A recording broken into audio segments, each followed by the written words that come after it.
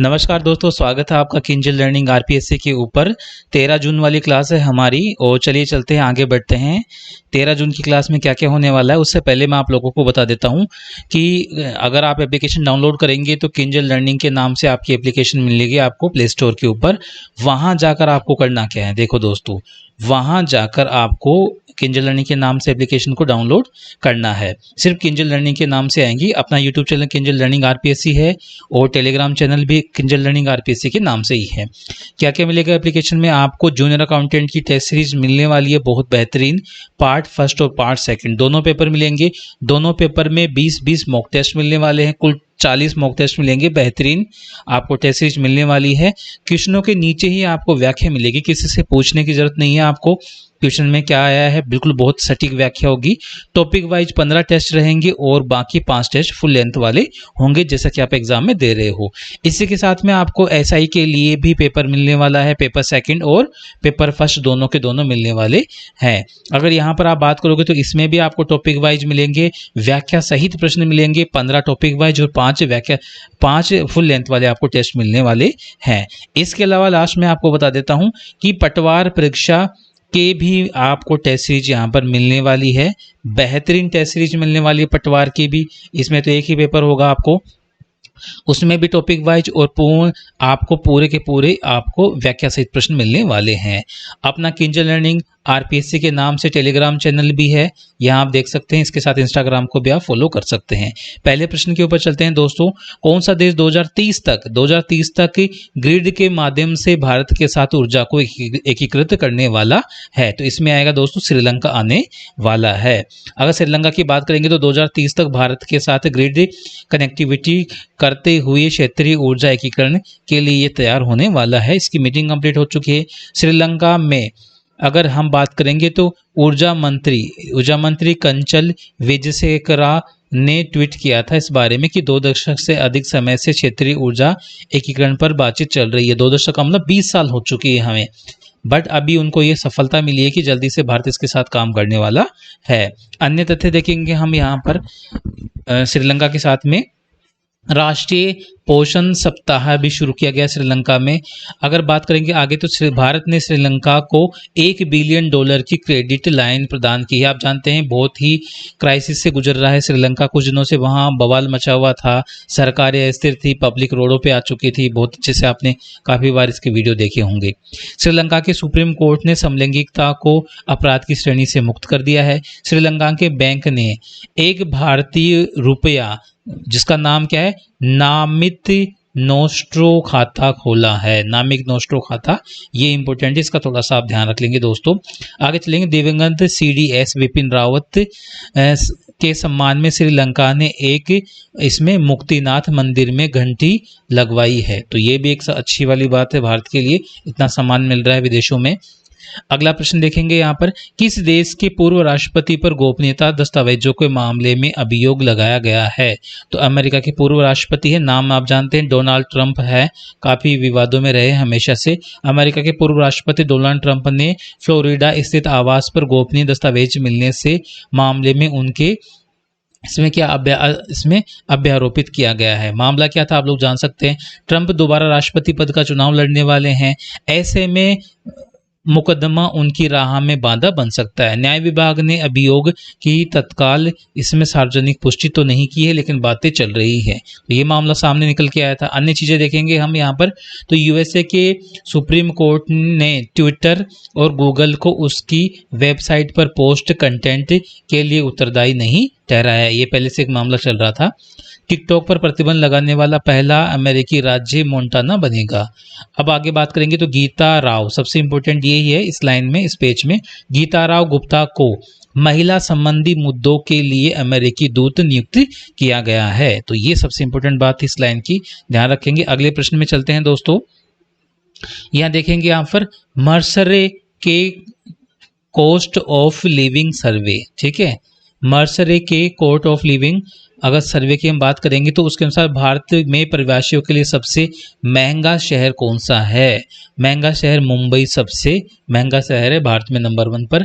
Mercer के cost of living सर्वे के अनुसार मुंबई को भारत में इसमें प्रवासियों के लिए सबसे महंगा शहर बनाया गया है। तो सबसे सस्ता शहर कौन सा होता है बताइए। इसमें दूसरा तीसरा नंबर भी आ जाएगा। कौन कौन आएंगे देखेंगे हम यहाँ पर। सर्वेक्षण में 5 महाद्वीपों के 227 शहरों का विश्लेषण किया गया ताकि प्रवासियों के लिए रहने की इसमें लागत निर्धारित की जा सके। इसके बाद मुंबई के बाद किसका नाम आता है यहाँ पर। दूसरे नंबर पे है दिल्ली, तीसरे नंबर पे है बेंगलुरु। ये दूसरे और तीसरे नंबर पर आते हैं। तो दोस्तों इनका भी आप ध्यान रखेंगे। 2023 के सर्वेक्षण में मुंबई को वैश्विक रैंकिंग में 147 मतलब भारत में जो नंबर 1 है वो पूरी विश्व में 147वें नंबर पर महंगा शहर माना जाता है। ये थोड़ा सा आप ध्यान रखेंगे, इंपॉर्टेंट है। इसमें नई दिल्ली को 169वें और चेन्नई को 184, बेंगलुरु को 189, हैदराबाद को 202, कलकत्ता को 211 और पुणे को 213वें स्थान पर रखा गया है। आगे चलेंगे दोस्तों। चौथा प्रश्न, किस राज्य सरकार ने 2017 से 2021 तक के सभी ट्रैफिक चालान रद्द कर दिए हैं। तो वो है हमारा उत्तर प्रदेश। उत्तर प्रदेश के बारे में हम देख लेते हैं। राज्य के निजी व्यावसायिक वाहन मालिकों को एक बड़ी राहत देते हुए उत्तर प्रदेश में योगी आदित्यनाथ सरकार ने 2017 से 2021 के वाहनों को, सभी वाहन है इसमें, चाहे अगर कमर्शियल हो नॉन कमर्शियल हो, सारे के सारे व्हीकल बाइक वगैरह सबको क्या कर दिया गया है, यहाँ पर उनके चालान रद्द कर दिए गए हैं। ये कब से लागू होगा। ये 1 जनवरी 2017 से लेकर 21 दिसंबर 2021 के बीच में जितने भी चालान हुए उन सबको रद्द कर दिया जाएगा। और ये भी सुनने में आ रहा है कि जिनका चालान हो चुका था, जिनका पहले से, उनको भी रिफंड किया जाएगा। ये भी सुनने में आ रहा है। देखेंगे दोस्तों अन्य चीजें देखेंगे हम यहाँ पर। 13वीं हॉकी इंडियन सब जूनियर पुरुष राष्ट्रीय चैंपियनशिप उत्तर प्रदेश ने जीती है। सब जूनियर की बात करें, पुरुष चैंपियनशिप है और हॉकी में है, ये किसने जीती है, उत्तर प्रदेश ने। खेलो इंडिया यूनिवर्सिटी गेम्स का तीसरा संस्करण उत्तर प्रदेश में शुरू किया गया है। उत्तर प्रदेश के बरेली शहर में नाथ कॉरिडोर की विकसित किया गया है। नाथ कॉरिडोर, ये इंपॉर्टेंट वाली लाइन है, ध्यान रखेंगे। कन्नौज में इंटरनेशनल अरोमा पार्क का फेज 2 पूरा किया गया है। लखनऊ में इसके साथ ही नया फार्मास्यूटिकल रिसर्च एंड इसमें क्या इनोवेशन इंस्टीट्यूट स्थापित किया जाएगा। ये भी बात है, तो देख लीजिए आप कौन कौन से इंपॉर्टेंट है इसमें। सबसे अधिक डिजिटल भुगतान के मामले में कौन सा देश शीर्ष पर रहा है। तो ये भारत रहा है। अपना भारत कितने रहा है देखेंगे हम यहाँ पर। भारत ने डिजिटल पेमेंट के मामले में चाइना को पीछे छोड़ा है। और किसमें, माई जीओवी इंडिया ने आंकड़े जारी किए हैं। 2022 के अंतर्गत हम देखेंगे तो 89.5 लगभग 90 मिलियन ऑनलाइन ट्रांजैक्शन हुए हैं। और एक चीज आपको बता देता हूं, अभी जो मई महीना का है उसमें भी सर्वाधिक ट्रांजैक्शन का रिकॉर्ड बनाया है पूरे विश्व में भारत ने। तो 5 देशों की लिस्ट में ये टॉपर है। ये आंकड़े देख सकते हैं, 89.5 मिलियन हो गया है और आने वाले साल में ये 100 मिलियन से भी ऊपर जाने वाला है। ठीक है, इसमें आगे देखेंगे भारत ने चीन और साउथ कोरिया के देशों को पछाड़ कर पहले स्थान पर हासिल किया है। भारत ने चाइना को इस मामले में भी और जनसंख्या के मामले में भी पीछे छोड़ दिया है। 91% अगर बात करेंगे बढ़ोतरी दर्ज की गई है, जो साल 2021 की तुलना में कई गुना अधिक है और ये बढ़ती जाएगी। आगे देखेंगे छठा प्रश्न, संयुक्त राष्ट्र के त्वरित कार्यक्रम के लिए किस राज्य के इसमें फार्मर्स FZ स्टार्टअप को चुना गया है। तो इसमें दोस्तों आएगा छठे में केरला को इसमें चुना गया है। केरला के बारे में देखेंगे। केरल स्थित स्टार्टअप फार्मर्स फ्रेश जोन ने संयुक्त राष्ट्र के एक्सीलरेटर प्रोग्राम के लिए चुने जाने की पहचान की है। एक्सीलरेटर प्रोग्राम का नाम थोड़ा सा आप ध्यान रखेंगे। आगे चलते हैं। संयुक्त राष्ट्र के खाद्य और कृषि संसाधन FAO द्वारा आयोजित इस कार्यक्रम, किसके द्वारा, FAO के द्वारा ये कार्यक्रम शुरू किया गया था। उसमें उद्देश्य है दुनिया भर में कृषि खाद्य स्टार्टअप को समर्थन और विकास करना। कृषि में भी स्टार्टअप होना चाहिए। आप लोग देखते हैं लोग ठेला लगाकर स्टार्टअप कर रहे हैं, चाय की दुकान लगाकर स्टार्टअप कर रहे हैं, तो क्या कृषि में स्टार्टअप नहीं हो सकता। इसके बारे में भी हम बहुत कुछ सोच सकते हैं। देखेंगे आगे, ये सारी चीजें हो गई। आगे देखेंगे इसमें farmers FZ Kerala startup mission के तहत काम करता है, जो भारत के केरल राज्य में उद्यमित विकास और ऊष्मायन गतिविधियों के लिए नोडल एजेंसी के रूप में काम करता है। आगे चलेंगे दोस्तों इस बारे में। अन्य चीजें देख लेते हैं केरला के बारे में। खाद्य सुरक्षा सूचकांक में केरल शीर्ष स्थान पर रहा है। हम किसकी बात करें? पूरे भारत में खाद्य सुरक्षा सूचकांक की बात कर रहे हैं। केरल पूरी तरह से ई गवर्नेंस घोषित हो चुका है। इसके साथ एनसीबी में केरल तट पर 2500 केजी ड्रग्स जब्त की गई है। ये अभी चल रहा था मामला, इसकी बात की गई है। केरल ने अपना संस्थागत रैंकिंग ढांचा शुरू किया गया, मतलब राज्यों में जो जिले हैं, केरल में जो जिले हैं उनको रैंकिंग दी गई, कौन सा जिला अच्छे काम के लिए पहले स्थान पर है, कौन सा दूसरे स्थान पर है। आगे देखेंगे, केरल ने गर्मियों में पानी की कमी की समस्या से निपटने के लिए पहली बार जल बजट अपनाया है। शायद भारत में पहला जल बजट हो सकता है। अगर किसी राज्य ने इससे पहले जल बजट घोषित किया है तो आप कमेंट बॉक्स में जरूर बताएंगे। आगे चलते हैं 7वें प्रश्न के ऊपर। देखो यहाँ पर पुष्प, इसमें उत्सव मतलब मिंटोक लानुम कहाँ शुरू किया गया था? अगर इसकी बात करें तो ये शुरू किया गया था लद्दाख। ध्यान रखेंगे, पुष्प उत्सव है, पुष्प है मिंटोक लानमू। लानमू में क्या है देखेंगे यहाँ पर हम। हाल ही में पुष्प उत्सव लद्दाख और कारगिल क्षेत्र में मिंटोक लानमू में शुरू किया गया था। यह उत्सव मार्च अप्रैल के बीच में आयोजित होता है। यहाँ पर्यटकों को लद्दाख के खूबसूरत मौसम, प्राकृतिक सौंदर्य, पुष्पों की बहार का आनंद लेने का मौका मिलता है। अन्य चीजें, अगर मिंटोक लानुम क्षेत्र में बागवानी, गीत, नृत्य आयोजनों, मेलों, खेलकूद कार्यक्रमों के यह उत्सव धूमधाम से मनाया जाता है। इसके अलावा देखो, रीमो और पापी फूलों के साथ में पोपी है, थोड़ा सा ध्यान रखेंगे। पापी तो मैंने आपको याद करने के लिए बता दिया है। रीमो और पापी फूल, ये थोड़ा सा ध्यान रखेंगे, इंपॉर्टेंट है। अगर नाम आ रहा है तो रीमो पापी फूलों के साथ में खुशबूदार गुलाब, इसमें बगीचों के अगर प्रदर्शन को भी यहाँ पर शामिल किया गया है। अगला प्रश्न देखेंगे हम। प्रधानमंत्री मोदी ने कहाँ पहले राष्ट्रीय प्रशिक्षण सम्मेलन का आयोजन किया है? अगर ये देखेंगे तो हम 8वें का आंसर आएगा दोस्तों यहाँ पर दिल्ली, नई दिल्ली में इसका आयोजन किया गया है।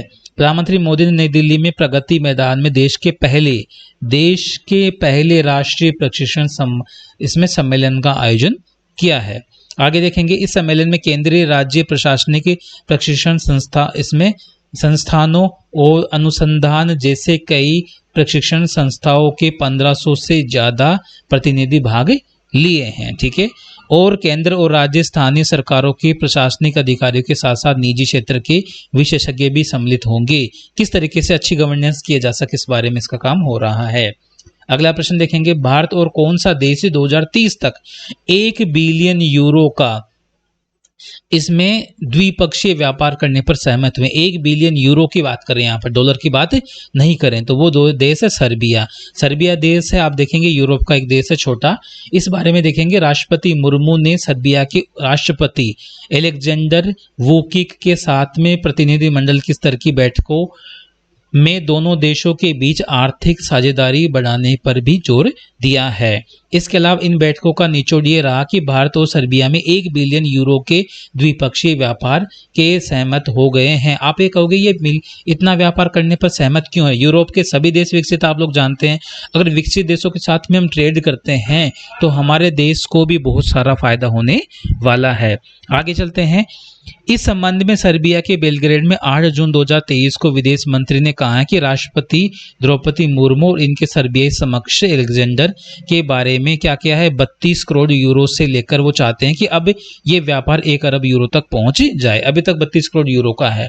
अगर हम सर्बिया को देखेंगे तो सर्बिया के उत्तर में इसमें रोमानिया देश है, हंगरी देश है और क्रोएशिया देश इसके पश्चिम में, और हर्जिगोविना भी है, बोस्निया है, मोंटेनेग्रो है इसके पश्चिम में। दक्षिण में देखोगे तो आप देखो मैसेडोनिया है, अल्बानिया दक्षिण में है। एक दक्षिण पश्चिम में देखोगे तो आपको एक सागर दिख रहा होगा यहाँ पर, ये कौन सा है देखोगे, एड्रियाटिक ये सागर है। पूर्व दिशा में एकमात्र देश है, कौन सा है, बुल्गारिया। यूपीएससी के हिसाब से आपके लिए अच्छा होगा।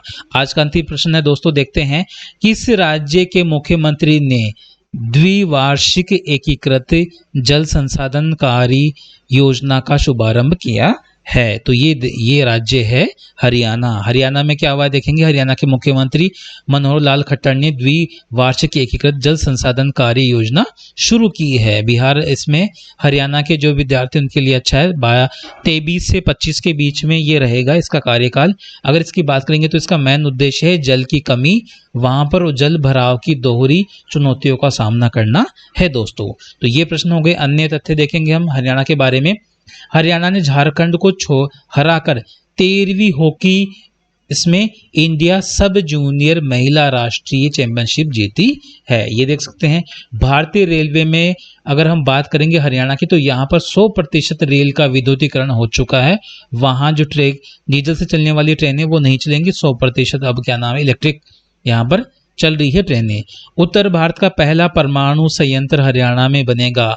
हरियाणा में कमेंट बॉक्स में बताएंगे कि कौन से जिले में बनने वाला है, ये बताएंगे। अब आगे देखेंगे। गृह मंत्री अमित शाह ने हरियाणा की पुलिस को देखो यहाँ पर प्रेसिडेंट्स कलर अवार्ड प्रदान किया है। पूरे भारत में किसको प्रेसिडेंट कलर अवार्ड हरियाणा की सरकार को क्या नाम है हरियाणा की पुलिस को दिया है। 36वां सूरज कुंड अंतर्राष्ट्रीय शिल्प मेला भी फरीदाबाद में शुरू हुआ है। ये 10 प्रश्न कंप्लीट हो गए हैं दोस्तों। आप लोगों को एक बार फिर से बता देता हूँ। Kinjal learning RPSC Telegram channel पर जाएंगे, पीडीएफ वगैरह वहाँ पर मिल जाएगी। इंस्टाग्राम को भी आप फॉलो कर सकते हैं। इसके साथ में एप्लीकेशन है अपनी Kinjal learning application play store से डाउनलोड करेंगे, क्योंकि यहाँ पर मिलने वाली है आपको जूनियर अकाउंटेंट पेपर फर्स्ट और सेकेंड और सब इंस्पेक्टर पेपर फर्स्ट और सेकंड। इसके साथ पटवार परीक्षा का महत्वपूर्ण टेस्ट सीरीज शुरू होने वाली है और ये टेस्ट सीरीज आपको मिलने वाली है 18 जून से। तो दोस्तों को शेयर कर दीजिए। बेहतरीन टेस्ट सीरीज आपको मिलने वाली है। 15 टॉपिक वाइज टेस्ट मिलेंगे और 5 टेस्ट यहाँ पर फुल लेंथ आपको मिलने वाले हैं। तो दोनों सीरीज के टेस्ट आपके काम आने वाले हैं। टोटल यहाँ पर आपको 40 टेस्ट मिलने वाले हैं पेपर फर्स्ट और सेकंड के। क्वेश्चन के नीचे ही व्याख्या मिलेगी, आपको कहीं देखने की जरूरत नहीं है, लगभग आपका यहीं से काम निपट जाएगा। तो दोस्तों बने रहिए किंजल लर्निंग आरपीएससी के ऊपर, दोस्तों से शेयर कीजिए। फिर एक बार नई क्लास में आप लोगों के साथ में मिलते हैं, तब तक के लिए सभी को धन्यवाद।